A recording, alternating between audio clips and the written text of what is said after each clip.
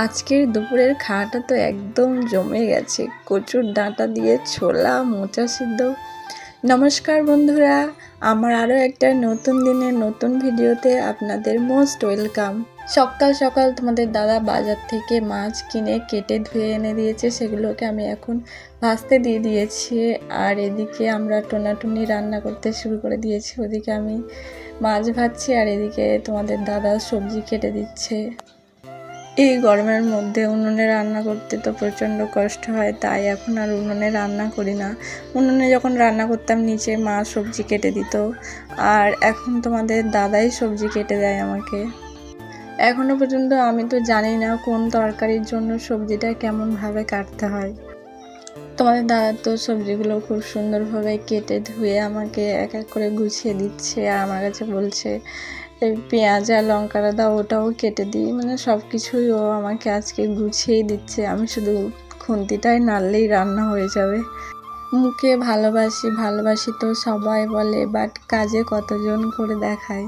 দেখতে পাও আমাকে সারাক্ষণ কত কেয়ার করে, তারপরেও বলে আমি তোমাকে ভালোবাসতে পারি না, তুমি অন্য কোথাও গেলে হয়তো আরও ভালো থাকতে, সে হয়তো তোমাকে আরও ভালো রাখতো।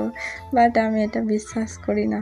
ছোট থেকে মামার বাড়িতে, আমাদের নিজেদের বাড়িতে যেই দেখতো সেই বলতো যে এই মেয়ের মাথার চুল থেকে পায়ের নখ পর্যন্ত ডিটো বাপের মতো পেয়েছে, এই মেয়ের কপালে কোনো কষ্ট হবে না। এখন মাঝে মাঝে সেই কথাগুলো খুব মনে পড়ে।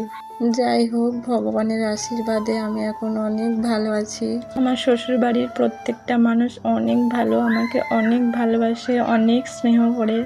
আমি তো বুঝতেই পারি না শ্বশুর বাড়িতে আছি, নিজের বাড়ির মতোই থাকি। আমি যদি 8টা অবধি ঘুমাই আমাকে কেউ ডাকেও না আর কেউ বকেও না। আর ঘরের বাকি কাজ যেমন ঘর ঝাড় দেওয়া, মোছা, এগুলো বাবা মা আমার বর এরা করে নেয়। আমার ইচ্ছা হলে করি, না ইচ্ছা হলে করি না, ওরাই করে নেয়, আমাকে কিছু বলেও না। কাজ নিয়ে এই বাড়িতে তেমন কোনো রেস্ট্রিকশান নেই, আর আমাকে তেমন কোনো কাজও করতে হয় না। আমার বর যতক্ষণ বাড়ি থাকে ও তো আমাকে কোনো কাজই করতে দেয় না, ওই সব কিছু করে নেয়। মা বৈষ্ণব, নিরামিষ খায়। এখানে মোচা সিদ্ধ করেছে, কচুর ডাঁটা ছোলা দিয়ে রান্না করেছে, আর মোচার ফুল নিম পাতা দিয়ে করেছে। আর ওখানে পটল আলু মাছের তরকারি তো আমি করেছি, আর ঢেঁড়স ভাজাটা আমি করেছি।